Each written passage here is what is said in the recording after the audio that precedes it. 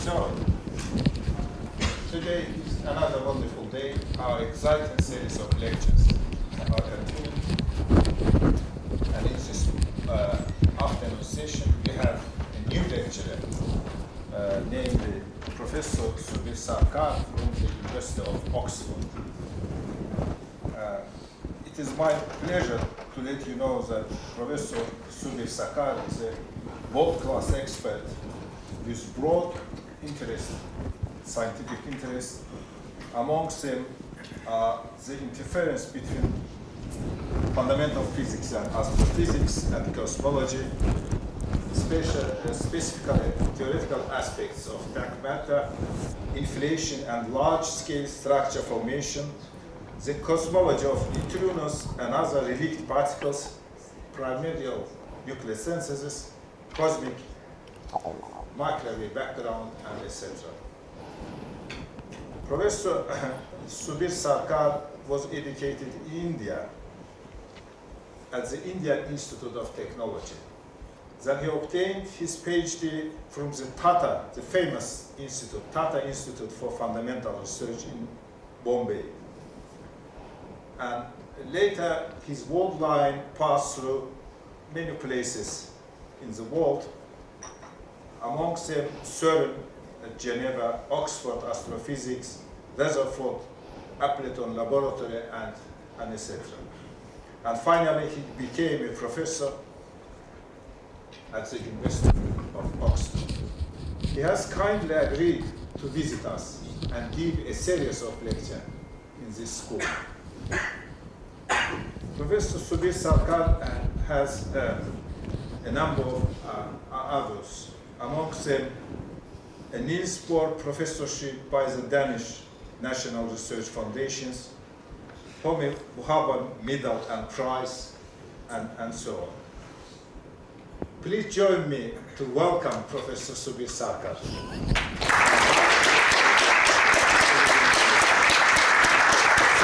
Thank you, Alikram. Well, thank you very much for that kind introduction, which I don't deserve, because it's really nice to be here. I always wanted to come to Istanbul, and what better way to do it than to also share the experience with people who want to know about cosmology. Which is, of course, arguably the oldest intellectual pursuit of mankind. And we are going to focus on physical cosmology, which is what we observe, and to understand the world in terms of fundamental laws, rather than cosmology in a broader sense, which is what anthropologists use, which is also a, how to conduct your life. We are not going to do that. We are just going to find out about the universe we live in. Now, I gather you are from mixed backgrounds. Half of you are doing masters, half are doing PhD. Some are undergraduate students, so I'm going to try to aim at a pretty basic level.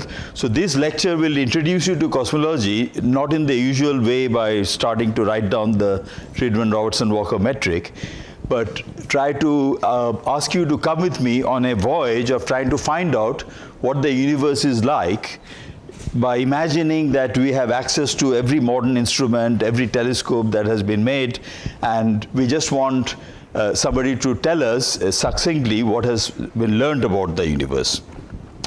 So in the first lecture, I'll talk about what we observe. The next lecture, I'll set up the mathematical framework in which we do cosmology. In the third lecture, we'll go back to the early universe, which is much simpler than the modern day universe. And in the fourth lecture, I'll discuss nucleosynthesis, which is a key process that, in fact, the whole hot Big Bang model started from in the 1940s. So what we are actually going to discuss is pretty old physics. It was set up almost in a fully formed state in 1953 in a famous paper by Alpher, Herman, and Gamow. And the mathematical framework goes back, of course, to the invention of general relativity. But the observational breakthrough happened in the 1960s when the cosmic microwave background was discovered. So these are the most important events in this timeline. So let's start by asking, the following question. This is something that might come up when you are discussing, maybe with your classmates or fellow PhD students who are doing biology or something. They're also tackling a very complicated subject, and they always keep telling you everything is very complicated, we can't possibly have fundamental laws.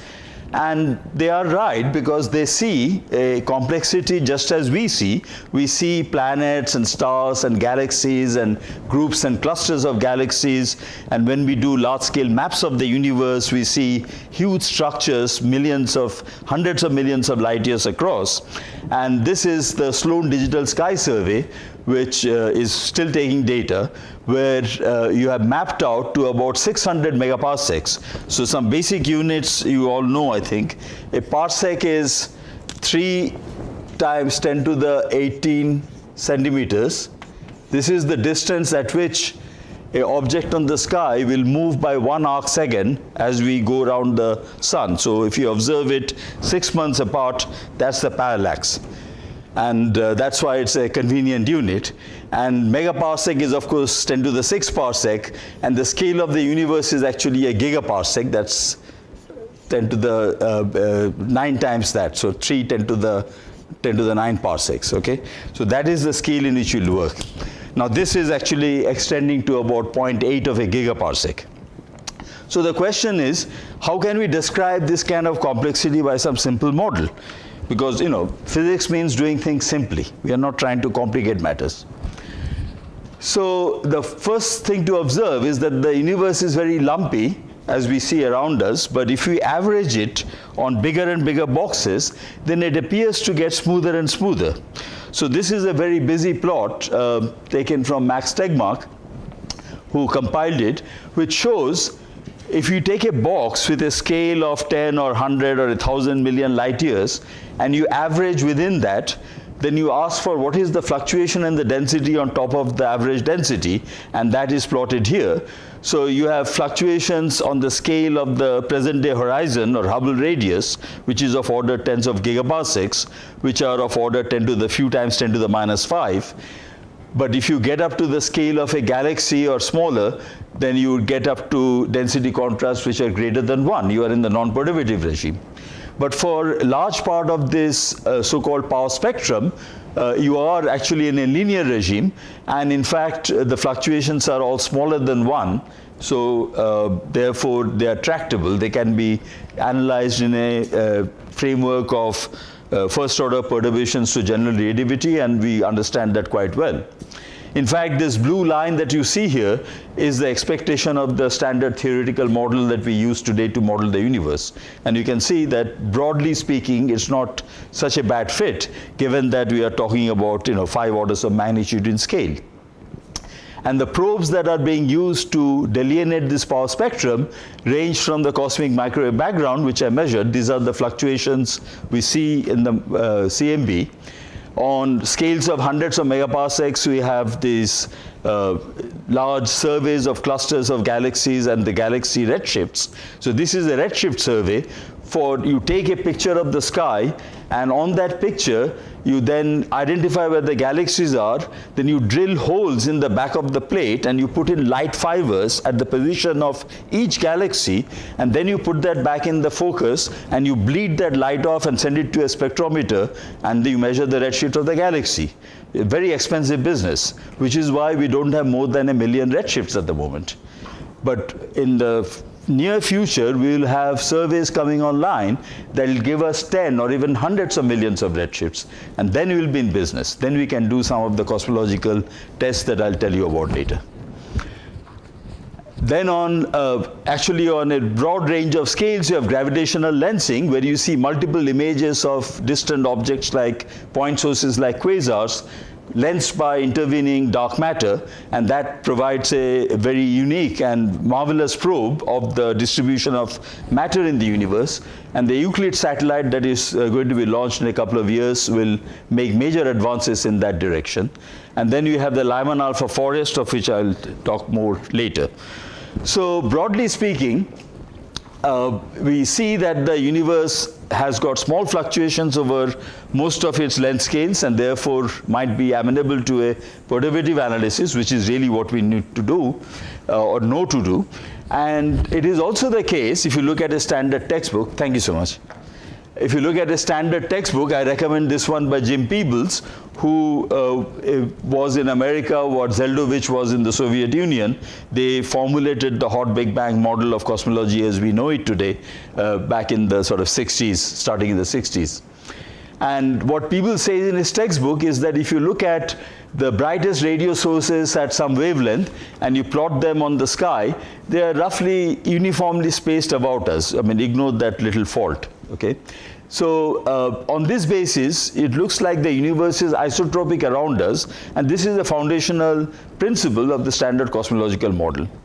The last slide I'll show in this lecture will be to indicate that what you cannot see at 3,100 sources, but what you can actually now see with 800,000 sources is that this is not quite true, but I'll come to that later, right? This is our starting point. Of course, the fact that the universe is isotropic does not mean that it is homogeneous, because in principle, you could have a situation like this where it is isotropic, but there is a radial gradient in the density. So these different hatched regions might reflect different densities. So you might have some function of just the radius from our position, which preserves the isotropy but not the homogeneity. And of course you have the counter example of, for example, a ferromagnet, which is homogeneous but it is not isotropic, right? So you need to be isotropic about every point in order for the space to be homogeneous. And there is the problem, because we can't actually decide whether isotropy holds at every point, because we are at only one point in the universe. And in fact, we can't move very far at all. We are basically stuck on this planet. We can send out a few space probes, at best go to the edge of the solar system, but we aren't going anywhere else. We aren't even going to the farthest reaches of the galaxy, far less other galaxies. So this is why there is an element in cosmology which is not shared by the other physical sciences. There is an element of philosophy here. We have to make some philosophical assumption. And that goes by the name of the cosmological principle, and I'll talk more about it in my evening lecture. It was actually formulated by Milne, who was the cosmologist at Wadham College in Oxford. Basically he said that all points in the universe are equivalent and we are at a typical point. This position was actually further extended by Bondi and Gould and Hoyle to a perfect cosmological principle, where we are not at any particular point in time either. Okay? In other words, that would be the steady state universe. Now that was observationally falsified, okay, because we do live in a universe with a finite age. We have started from some hot, dense past. However, the other part of the cosmological principle, that we are at a typical point and nothing special about our position, this has persisted and people still stick by it, right? However, it is a philosophical point because we cannot test it. We are on some particular world line and everything we see in astronomy comes along our past light cone. And on top of that, we have a little bit of data along our past world line, you know, if you do radioactive dating of rocks or whatever. But we can't move somewhere else and see whether it's the same light cone as here. We can't do that. And therefore, we have to assume it. This is no way we can actually experimentally verify this. So there are fundamental limits to what we can know in cosmology. It is not a physical science in that sense. Nevertheless, we have made great progress, and that's what we'll go through in these lectures. So first of all, let me introduce some basic tools in cosmology, which you may or may not be familiar with. The first thing is that everything on the sky is two-dimensional. It's flat. It's a picture. You need depth information, and that's very hard to come by. The redshifts that I mentioned earlier, that is a way to get depth information, but that's very, very expensive. But astronomers are quite clever. They look at a picture like this, which is a picture from the Sloan Digital Sky Survey, and each of these points is some source of light. It could be a galaxy, it could be a star, it could be a quasar, we don't know, right? You of course can measure the magnitude, the amount of light they're putting out, and you can measure the map in some particular magnitude slice, for example. And when you do that, you observe that the number of sources which are brighter than some threshold S is going as S to the minus 3/2. Okay?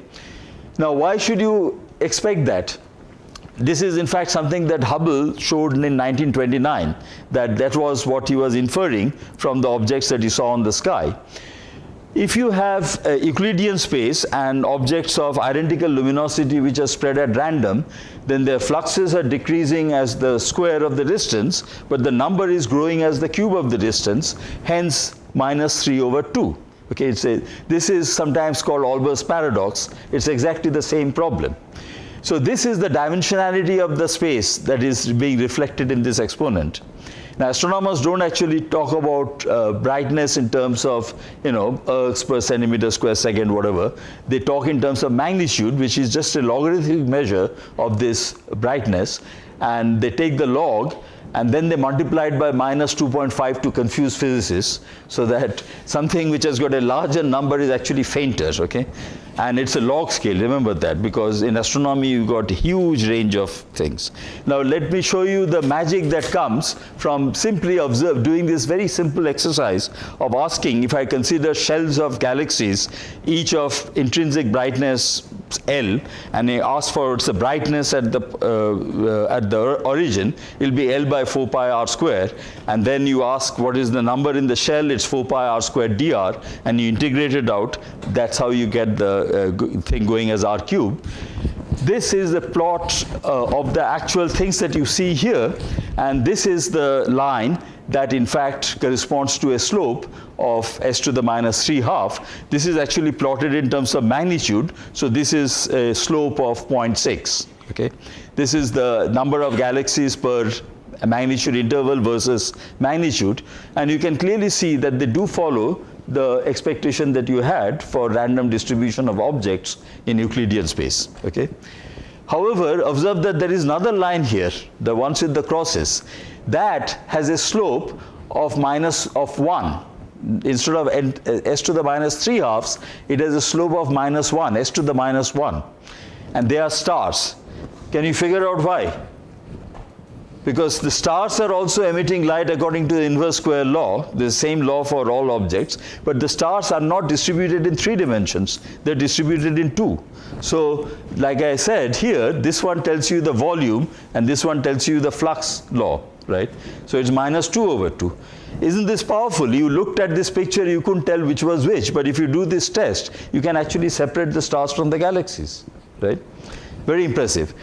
This is sometimes called the Vmin Vmax test, and one example of how powerful it can be is when we discover a new class of sources like gamma ray bursts. When they were first discovered, these are just flashes of gamma rays. Initially people thought there was something happening on Earth. They were actually picked out by a network of satellites which had been put up there to monitor that the test ban treaty on nuclear weapons was being obeyed. When gamma ray bursts were discovered by BATSE, this was a particular detector, they were all over the sky. And the amount of gamma rays they were putting out was so prodigious that if you try to put them very far away, that means they would have to be converting nearly the mass of a sun into gamma rays in a few seconds. And people thought that was crazy. Maybe they are very close by, they're within the solar system. Well, the way to actually determine where they are is to do that log n log s test. And you see here that the actual data, which is this red line, does follow the S to the minus 3/2 law, except that there are departures both at the very strong end and at the faint end. Okay? At the strong end there would be fluctuations, because if you have a random distribution of objects, there is some chance that you are near one of them, and that guy will dominate your total flux that you receive on top of the average background. So there will be large fluctuations. You might be in a hollow or you might be in excess. At the faint end, that curvature that you're seeing there is because our assumption of Euclidean space no longer holds. You're beginning to actually see the fact that we live in a curved space-time. Okay? So this can be a very powerful test. This very simple thing can be a very powerful test But you have to start from some initial simple assumption, see how far you go with that, and then when you find some departures from it, that's where you then focus in order to develop your model further. Right? Yeah? This is a mixed picture of long and short gamma ray bursts? Yes, this is all of them together. Yeah. Now, of course, we know a lot more about gamma ray bursts. We've identified the host galaxies, but this is from a time that was in 1998 that the first host galaxy redshift was measured. This is from years before that when there was a big debate as to what they were, what kind of objects they were. So the problem with this kind of test is that there are evolutionary effects. So there's the other thing about cosmology, different from laboratory physics, is that, particle physics is nice because every electron in the universe is the same. In fact, there is just one electron, as Wheeler famously said, right? But there is not just one galaxy. There really are 10 to the 11 galaxies, and they are different. And they are going to evolve in time. They're going to change chemically. Their light is going to change. So, for example, distant galaxies are typically bluer because we are seeing them as they were billions of years ago, not as they are now. So, at that time, they were dominated by younger stars, which are hotter, hence bluer. And then you have number evolution because galaxy number is not conserved, because they cannibalize each other. They form mergers, they fall into each other. Andromeda, our nearest neighbor, is going to fall into us in 5 billion years. You just have 5 billion years, okay? But we know the trajectory, exactly what's going to happen. And therefore, the number of galaxies, to assume that the number of galaxies is conserved in doing a cosmological test is not a good idea. In fact, this was assumed, and people made wrong inferences from that. So I'll tell you more about that later. Now, of course, Einstein had no access to any of this data, and he was famously reluctant to even look at data. He knew the mind of God, so he saw it all, right?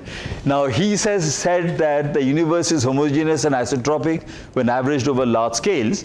And in the next lecture, we will see why he arrived at that conclusion. This was actually in order to obey something called Mach's principle, again, a philosophical idea. Now, the 2DF Galaxy Redshift Survey, this is a small, younger, a junior cousin of the Sloan Digital Sky Survey. This was done from Australia, from the Anglo-Australian telescope.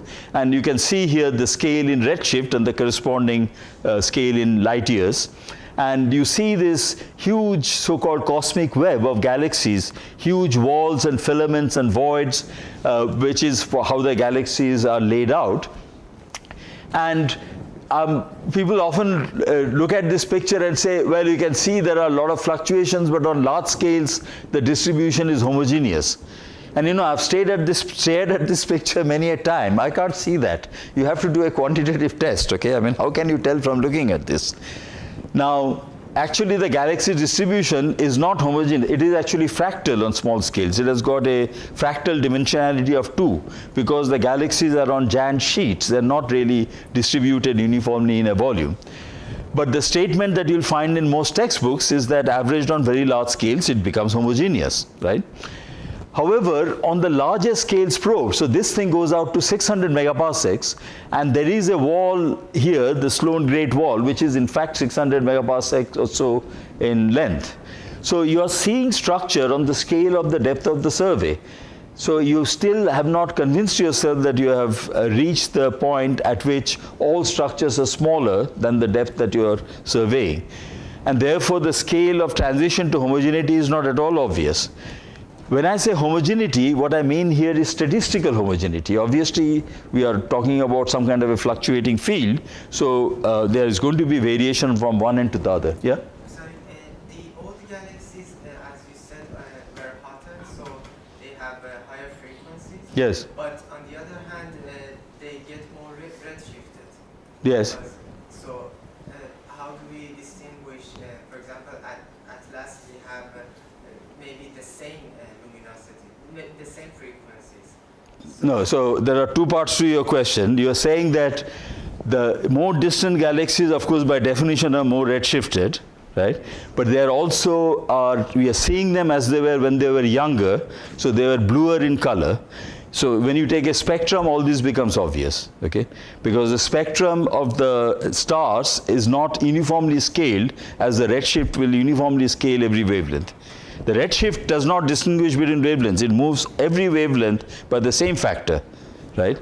But the evolution of the stars is not a cosmological effect, it's a chemical effect, and that will not affect it the same way. So we can't tell the difference between an old nearby galaxy, in fact we look at them for determining the primordial helium abundance, and a distant young galaxy. We can tell the difference. All right, so how do you actually do a check for homogeneity when we just have a flat picture like that? So this is called the Automated Plate Measuring Survey, APM survey. It's got 6 million galaxies in this picture. Each of those dots is a galaxy, and the different colors reflect the apparent magnitude. So you can measure it in different magnitude slices. Of course, the galaxies have a spread in their intrinsic luminosity. They're not the same luminosity. They're not standard candles. Nevertheless, statistically, if you look in different bands, roughly speaking, you'll be seeing that the fainter ones are further. Now, if this distribution is homogeneous and has overdensities on small scales, this is the standard model of fluctuations that cosmologists use, following Peebles, who set it up back in the 70s.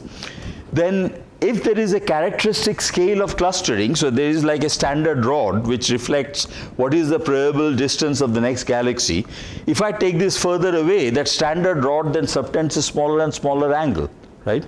So you should expect that kind of scaling when you look at faint galaxies as opposed to nearby galaxies. So by that I mean quantitatively you have to measure something, and what you measure is something called the angular correlation function, okay? This is the excess probability over the average of finding two galaxies within some angle theta of each other. So let there be some average density of galaxies on the sky per square degree, okay, let me call that n. Then I ask what is the probability of my finding another galaxy within an angle theta of one galaxy that I choose. So that will simply be proportion to this average density times the square area that I'm looking at, right? But actually I'll find that there is an excess probability of finding a galaxy on top of that average, because galaxies tend to be more clustered together on a characteristic scale. Now that scale, let's call it R0, right, is the only dimension in the problem intrinsic to the galaxies. The second dimension that we are introducing is the depth of the survey. So if I want some kind of a scale-free distribution, something that scales smoothly with the only scale in the problem, namely R0, then I would expect that this correlation function, as I look to deeper and deeper objects, should just scale in proportion to R over D, because that's the only dimensionless quantity I can construct from these two scales, and the correlation function itself should be scaled by exactly the ratio of the inverse ratio of these two that comes out here, okay? So this is what I would expect to find if it was the case that all these galaxies, which are actually distributed in 3 dimensions, have an intrinsic clustering length of order R0. And I'm looking at in a survey which has a depth of D, and then I would expect the correlation function, which are plotted here for different magnitude slices, to then come on top of each other if I apply this rule to them. And in fact, when they do that, this was done by Steve Maddox and company, who were actually at Oxford at the time, you see they do fall on top of each other. So these are more clustered, these are less clustered, but that is because these are fainter galaxies, these are brighter galaxies. If I adjust for the brightness of the galaxy, then I find that they have exactly the same correlation function. So this is a consistency test, which Peebles shows this in his textbook, and he argues that this is evidence that we do have a homogeneous universe, otherwise you would not expect this kind of consistency. But in fact, this is really just an argument that the fractal distribution does not hold to arbitrarily large scales, because in a fractal distribution there is no intrinsic scale, okay? So you would not have any change of the correlation function with the depth of the survey. Now this is getting slightly technical. I just want to give you a broad brush image of what kind of topics are interesting in cosmology, because you have, I suppose, varied interests, and you might find something that takes your fancy. So the correlation function that I just talked about in physical space is written out here. If n is the average density, then the probability of finding galaxy 2 within a distance r of galaxy 1 is just n squared times dv1 dv2. But it is not just n squared, it is n squared times 1 plus a little something. That little something is the excess correlation, okay? And that excess correlation, which is the 2-point correlation, is found empirically for the galaxies to form as a power law. And you might ask, at what point does this correlation vanish so that you achieve the average distribution, that is the scale of homogeneity? But of course, it's very hard to measure something that is going towards 0, right? It becomes more and more uncertain. So in fact, it is better to measure the conditional density, and this is something that the condensed matter people, in fact, brought to the game of trying to characterize galaxy distributions. They pointed out that actually we should not make a priori assumption, because as soon as I write this thing down, I'm implicitly assuming that there is a homogeneous distribution with the average density n, and essentially everything I'm doing is really trying to confirm that. But what if the distribution is like that of a glass, or something more exotic, which our condensed matter colleagues always play with? They do not find this kind of simple behavior of point processes with little fluctuations on top of an average. So they have developed various tools, and of course you can relate that to the correlation function. In this case, it's a trivial relation. The correlation function is simply that conditional density divided by the average density minus 1. But this kind of approach, which, as I said, is not particularly first principles, because it is simply seeking to confirm something that we already have as a working model. This can in fact be done and has been done on surveys of galaxies, where you in fact pick a galaxy, you draw a sphere around it, you count the number of galaxies within that, you make the sphere bigger, you make a new count, and you ask, is the counts of galaxies scaling with the radius of the sphere as you would expect for a homogeneous distribution, which would be as r cubed, okay? And in principle, it could scale differently. So you define some standard scaling dimension and correlation dimension, which allows for other possibilities. But you really want that guy to be 3. And typically what you expect is that on small scales it will not be 3, but it will approach 3 as you go to large scales. And the name of the game is to find on what scales you actually have the number crowns going as r cubed. Okay? Now let's look at some real data. First of all, I should point out that this test was first done on galaxies in 2005. Now, for many of you, 2005 is a long time away, but actually, if you think about the history of cosmology, it's just the other day. And it's remarkable that, for nearly 80 years, we have been just assuming homogeneity and stuff like that without actually doing any observational tests at all. So finally, goaded by the condensed matter people that I mentioned, these people finally did a thing with the Sloan Digital Sky Survey. So they picked not very many, just about 4,000 galaxies, and these are called LRGs, luminous red galaxies. They are rather special. They're elliptical galaxies in the centers of clusters. And they are, so this is the Sloan Digital Sky Survey picture on this, imprint on the sky. And it's kind of a volume that goes in the third dimension, in the redshift direction. But it's a rather convoluted volume, and they divide it into 4 strips. And they measure, so the shape of this thing you're seeing in projection is something like that. So you can see that there is an obvious problem. You can't actually make very big spheres to fit into this kind of a survey volume. Okay, they just don't fit in. They will burst out of it, right? So there are so-called finite size effects. And because of that, whether or not the distribution is scaling is rather hard with current surveys, which for various technical reasons are often confined to this kind of beam-like or wedge-like surveys. We don't have surveys which cover the whole sky. That's coming with the Large Synoptic Survey Telescope, the LSST, but it's not here yet. Anyway, these guys do this, they do the count, and here are the results from what they counted. This is showing the counts of the galaxies in a radius of a sphere of radius r. So that is 10 megaparsecs, that is 100 megaparsecs. This is a log scale. Okay? And what is shown here is the galaxy count divided by the equivalent count for a random distribution which you can generate by Monte Carlo, right? And therefore, if this thing was flat, that means you have reached homogeneity because a random distribution by construction is homogeneous.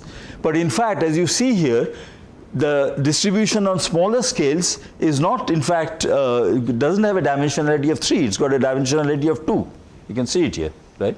But on the larger scales, on 100 megaparsecs, it does seem to be tending towards homogeneity. Now, if you have done any experiment at all, you would ask, where are the error bars, right? There are actually no error bars shown in this paper. And in fact, that is a problem because when you have a restricted survey volume, there are only a finite number of spheres of that size you can fit inside that. And each sphere is counting a different number of galaxies because it is a fluctuating field. So you're going to have a cosmic variance, okay? And that variance is in fact likely to be whatever it is for a homogeneous distribution with Gaussian statistics. We know it should be small, but what we want to know is what is it in reality. So this test was not actually very convincing. Here is another test that was done more recently. This was in 2012 with the Wiggle-Z survey in Australia. Again, they are claiming that the dimensionality of the galaxy distribution is climbing towards 3, which is that black line there, on scales which are larger than 80H inverse megaparsecs.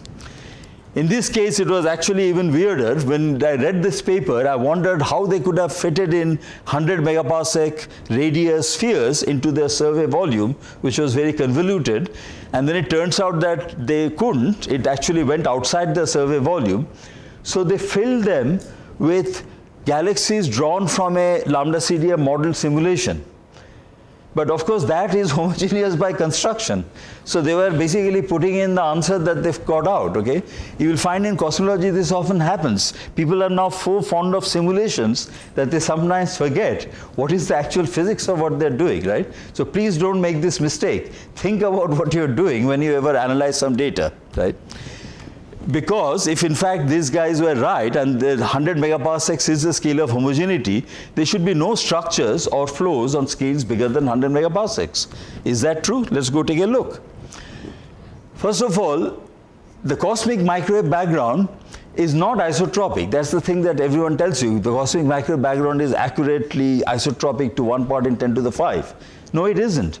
If you point a detector at the sky, a microwave background receiver, a Dickey horn, you will find that the temperature on the sky is on average 2.728 degrees Kelvin, but it is actually about 3 milli-K hotter in one direction and 3 milli-K colder in the other direction. And this pattern in between is accurately fitted by this formula, which you will recognize as the expectation for a boosted inertial observer in special relativity going through a thermal bath which is isotropic, right?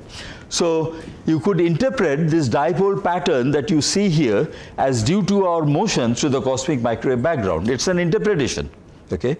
We don't know whether this is the correct explanation, but if this were true, it means that we are moving at 368 kilometers per second towards that direction. So this is just like walking in the rain. There's more rain hits on your face than hits the back of your head. So you see a hotter sky in the direction that you're going. Now, as it happens, our sun is actually moving in the opposite direction around the center of the galaxy. So in fact, our total velocity is a bit higher. It's actually 620 kilometers a second. Now, the statement is that we are moving in a certain direction because there is something pulling us, which is local. It's a fluctuation in the matter density. So you say, yes, the universe is not perfectly homogeneous, because if it were, then all directions are equivalent. Why should you go in one particular direction? It could be that there is a big lump of matter on that side, something it was initially called the great attractor. It's pulling us, and that's why we are moving at this huge speed, and we see this dipole pattern. If that were true, then if I average on a volume which includes that inhomogeneity, then of course then it should go away. I should then converge to the so-called CMB frame, in which we would indeed see the cosmic microwave background as isotropic. So the point I'm trying to make, and I hope this is clear, cosmology is done in the framework of this Friedman-Robertson-Walker model, which many of you are familiar with. In that model, if that were the correct description of the universe, you should see the CMB as isotropic. Okay? The CMB is manifestly not isotropic. Therefore, we have to understand how we are to, boost our data to the correct frame in order that we can then apply the right formula to interpret our data. Okay? Now, that is currently done on the understanding that it's a kinematic boost that is required in order to do that. In other words, that this velocity is very local and it will fall off as you go away from the Earth. It will just decrease to close to zero, or cosmic variance, whatever it will allow, and indeed we'll then start seeing the microwave background as isotropic. Is that actually true? In fact, it turns out that if you take a catalog of supernovae, this was a catalog of order 800 supernovae. So if you take shells of galaxies which contain the supernovae, and you ask whether the supernovae themselves show a dipole pattern, it turns out that they do. And that is the dipole of the supernovae, that big red patch. Okay? The best fit is this blue point, and that black point is the direction that we are moving through the CMB. So within uncertainties, the two velocities are aligned as you would expect them to be. But the point is that this is for small redshifts, this is for slightly higher redshifts. This is the edge of the survey. Beyond this point, there are no more supernovae. This is about 280 megaparsecs. Okay? And at this point, we are still moving at 260 kilometers a second, as you see here plotted, whereas the expectation from the standard model is that this velocity should keep falling off. Okay? Now, each of these measurements is quite uncertain and they're correlated with each other. So the error bars are very large, and therefore looking at this, you might say, well, this could be all just a fluctuation of that true story, right? But in fact, other people who have been, this is some work that we did a few years ago. Another group earlier had found an even larger flow, a coherent bulk flow. This is not something that you expect in the standard cosmology. And this flow was towards a closely direction within 20 degrees. The direction uncertainties are quite large. And the point is that this is all higher than what you expect for the standard picture of a Gaussian random field. And even when you go out as far as this Shapley supercluster, which is this one here, at 260 megaparsecs, you still have a discrepancy. Now, this is getting worrying because we have to first establish a proper basis for our mathematical model, okay? And in fact, this observation that we made was then picked up by another collaboration called the Nearby Supernova Factory, and they found the same thing. They confirmed our result and took it deeper. So what this is now showing is, as a function of redshift, what is the mass of the object that you need in order to explain the velocity with which you are moving in that direction. So this blue band is their best estimate of the mass of the attractor that you need, and observe that the scale here is huge. This is 10 to the 16, 10 to the 17 solar masses. A galaxy has a mass of about 10 to the 12, including the dark matter, right? So that's about 100,000 galaxies. You need a density inhomogeneity of 100,000 galaxies at a distance of a few hundred megaparsecs to be pulling us, okay? And in fact, these people show that this, as far out as their data goes, I mean, this was a collaboration actually led by Saul Perlmutter, and their data went out to a few hundred megaparsecs, but even out that far, out to the Sloan Great Wall, they did not see any convergence. So the bottom line is that we have a problem. We are seeing that when we look at the distribution of galaxies on the sky and measure their peculiar velocity, not the Hubble velocity, not the redshift that you are used to, but the non-Hubble part of the velocity, right? These should be, in principle, they could be large on small scales. As I said, Andromeda has actually got the opposite sign. It's falling towards us. It's not going away from us. But you expect that as you go on larger and larger scales, all these little things will get washed out and we'll start seeing smooth, spherically symmetric Hubble flow, right?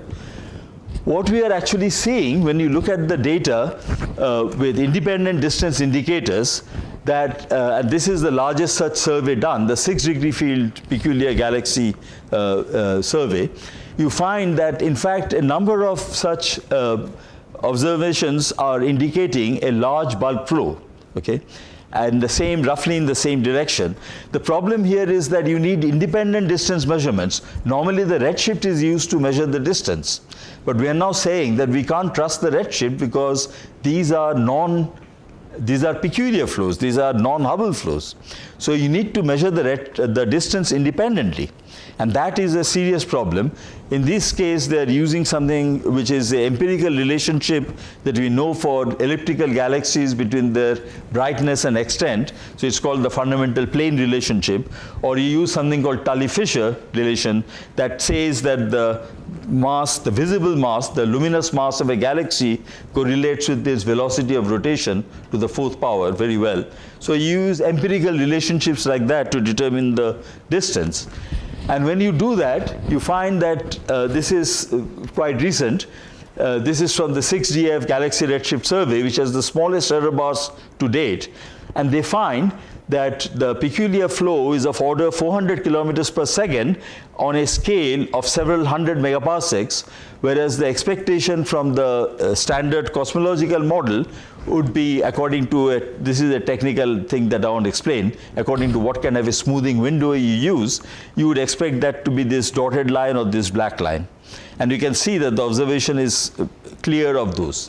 Okay, so now we have a several sigma discrepancy between the expectation and the observation, right?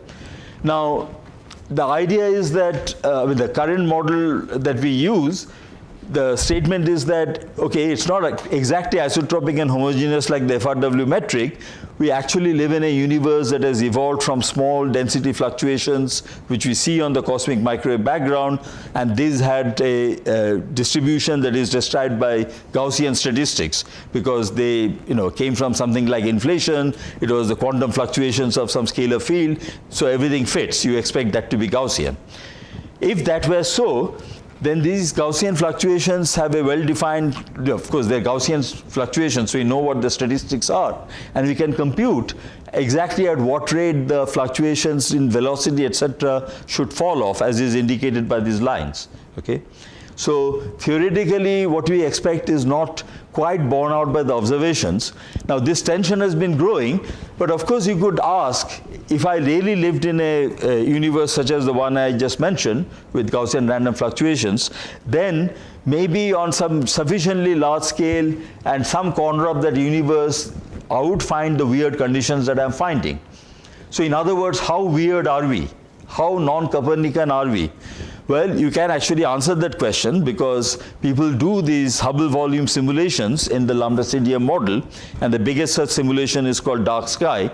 And if you interrogate the dark sky simulations, you find that less than 1% of observers who are like us experience a bulk flow as large as we see, extending out as far as we see. Okay?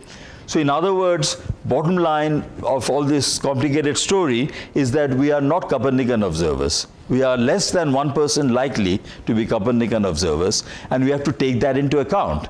So in other words, this is our Milky Way. This is how the sky looks at a redshift slice of 0.01, between 0.1 and 0.02, and then if you keep going, as you go further and further, you expect the sky to become more and more smooth. Right? And the statement is that even when you have got beyond 200 megaparsecs, okay, there are still fluctuations, there are still flows, and this is well beyond the scale of homogeneity that is talked about in the textbooks, where convergence to the CMB is supposed to have happened. So if I could just take 2 more minutes, then I'll finish, because that would be sort of it. Now I'll leave you, so in these lectures, by the way, there'll be no simple answers. I don't have any answers. I want to raise questions because you guys want to do research. I'll tell you about where there are research problems, okay? Open questions in cosmology. I'll show you something which is very intriguing that we have been working on.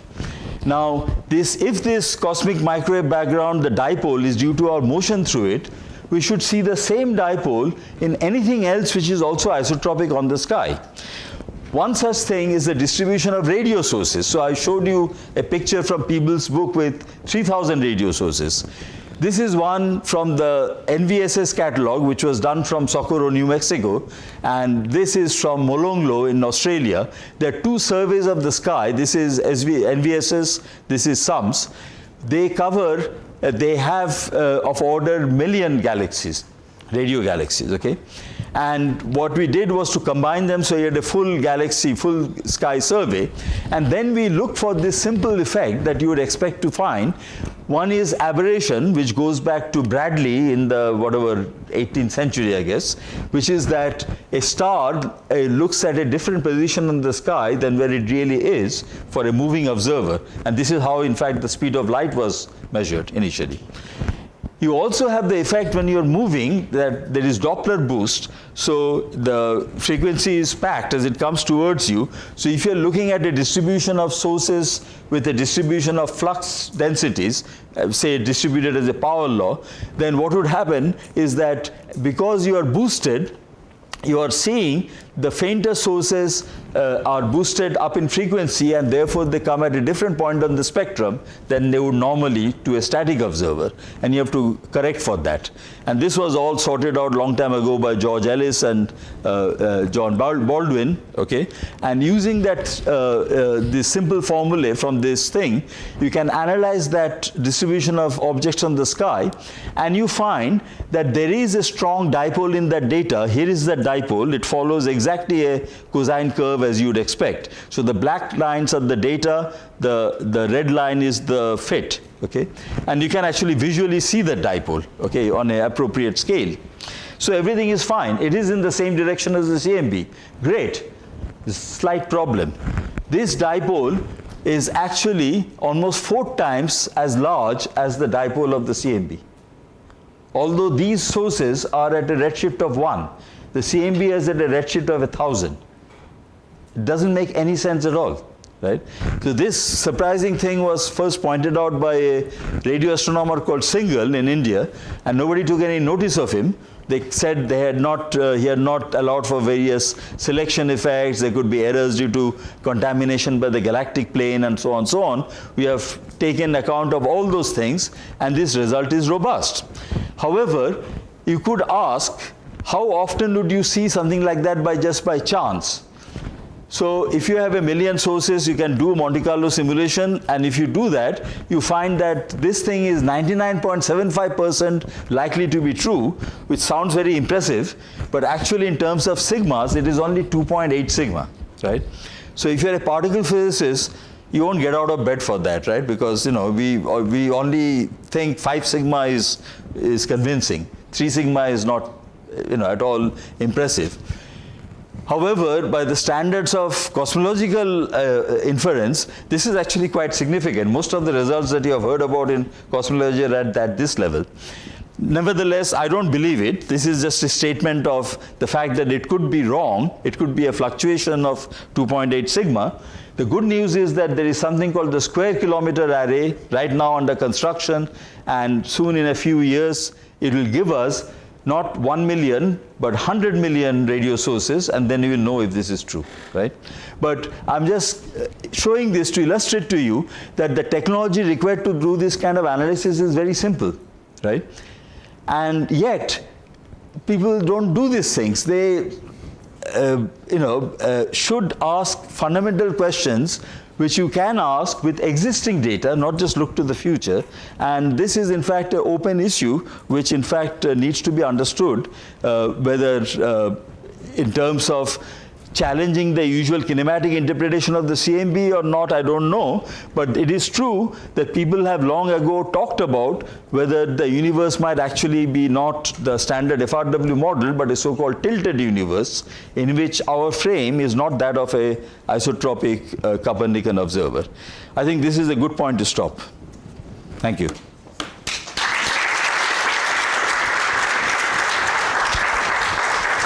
I'm sorry, I went a bit over time. Yeah? I'm sorry, so the new observations are suggesting that the dipole in CMB is not due to the fact of our motion. Oh, we don't know that. The dipole in the CMB is interpreted as due to our motion, And that would require a certain speed because you're seeing a dipole of order 10 to the minus 3, which is the same as v over c. So you expect a few hundred kilometers per second. I'm saying that the dipole in the radio sources is giving us not the same velocity, but a much larger velocity, right? That would then suggest, if it was kinematic, it should affect all of them equally, right? The difference is, the reason for the difference is unknown to us. Unknown, totally unknown. Not just unknown, but a real puzzle. Okay? It is as if that there is some intrinsic tilt to the universe in that direction. Now that is so mind-blowing that we don't want to accept it unless it is statistically a fully convincing result. I'm telling you because I believe in total disclosure about everything, that it is only a 2.81 sigma result, right? So don't get too worried, right? But this is something to watch. This is something to focus on. Right? So I'm saying that by asking the simplest questions in cosmology, you soon discover that they're actually open questions. You might think that something has been going on for over 100 years, all this has been sorted out. It has not been sorted out. So in other words, there's plenty of projects, plenty of things to do in cosmology. And you don't need to be in a big collaboration either. Yeah? Is it something related to the dark flow, where they say that something beyond observable universe is much more denser? Well, the dark flow that you are referring to was actually, maybe I can show it here. The dark flow was well, I suppose you're talking about the same thing. There's a group led by Kashlinsky at NASA. He was studying the Sunyaev-Zeldovich effect in clusters and deduced that there was a coherent motion even much higher than this. They saw something around 700 kilometers a second extending out to about here. Okay. Not beyond the edge of the universe. They only went out to about a gigaparsec, right? That's where the clusters of galaxies are. However, Planck has set an upper bound on the maximum velocity you can have, right? Averaged over the Hubble volume, which they can. And they claim to rule out this dark flow in the closest point at which they can also make a measurement, right? However, Atrio Barandella, who is one of the authors of this dark flow paper, who is also a Planck author, he seems to take issue with that, right? I would say it is still an open question. The dark flow is not accepted by the community of cosmologists, right? They think there is some systematic uncertainty that they have not yet identified. However, it is also true that the counter statement, which is that it is ruled out, is clearly also not established. So right now it remains a puzzle. Again, something that, well, it's not just that you need more data, you need better data, right? You need control of systematics. And it is by highlighting issues like that that one then gets a motivation. It's a well-defined problem. You want to shoot down the dark flow, how many galaxies, clusters, whatever it is that you need, with what precision, and then you go for it, right? So right now that is not yet decided. But yes, it is in the same direction. Yeah? I would like to encounter the Noether theorem of the mechanics. If the inhomogeneity of the universe implies the non-symmetry in the position, is it possible to think the momentum of the universe is not conserved? What is not observed? Yeah. Response to conservation. For example, if time is symmetric, yes. value is conserved. Yes. According to this theory. Okay. So those, right, and I now know what you're trying to say. So the fact that we are moving in a particular direction, that doesn't have to be anything intrinsic. It's the same idea like, spontaneous symmetry breaking of the Higgs field. There is no significance at all to what direction you choose. It's some random direction, okay? So in regard to the total momentum of the universe, is it possible to say something from this beginning? If we discovered, so far we have not discovered any rotation of the universe. We don't know that the universe has, actually at one time there was a claim that in the radio sources, same radio sources, you could see evidence of rotation, right? People are talking about a Gödel universe, about the angular momentum of the universe. That evidence has gone away, right? So far we don't have any particular reason to believe in any conserved quantity associated with the universe as a whole. We don't know of any net momentum or net charge or net anything. The universe could be a fluctuation from the vacuum. Okay. Sorry? Also with respect to what? Yeah, exactly. So you have to have a frame in order to define that.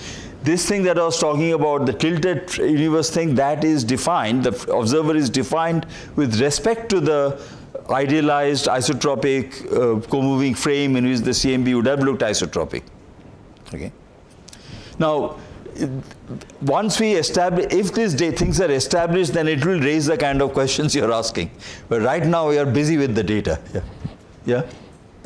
Is it somehow connected with the local measurement of Hubble constant from the CMB and the local measurement? Because if the value measured by CMB 67 is same as the local measurement, so can I decrease? Because this type of the velocity will change basically. So can I Okay. decrease it? So the measurement of the Hubble parameter from the CMB, you infer it, you don't measure it, because at the time when the CMB decoupled, the universe was exactly omega equal to 1 Einstein de Sitter universe at the time, at a redshift of 1068, right? Today it is not. It would be, at that time the universe was very homogeneous. The fluctuations were 1 part in 10 to the 5 on the last scattering surface. Today the fluctuations are of order 1. So actually I am surprised that the Hubble parameter measured locally within 30 megaparsec is even within a few kilometers per second of the CMB measurement. That is surprising to me. So I'm not so much worried about the discrepancy, I'm worried about how little it is, okay? Because there is no reason to expect the two things to be the same. One is a measurement in a locally inhomogeneous universe, right? And by the way, the people who make that measurement, the shoes, they don't even explain how they correct for these local peculiar velocities that I've just told you about, right? So I'm saying that when you infer something from the CMB, you're actually fitting a model to the CMB which is a very different world model than the one that would fit the universe today, because today we live in a inhomogeneous universe. At that time it was a homogeneous universe, right? So there was a well-defined meaning to the term H0 then. It is our present framework in which we do not consider any of these issues, that we use the same model to analyze both sets of data and then ask for consistency between them. And that is useful because should a problem develop there, that means that that way of doing things is not acceptable, right? But that particular discrepancy is not the one I was waiting for.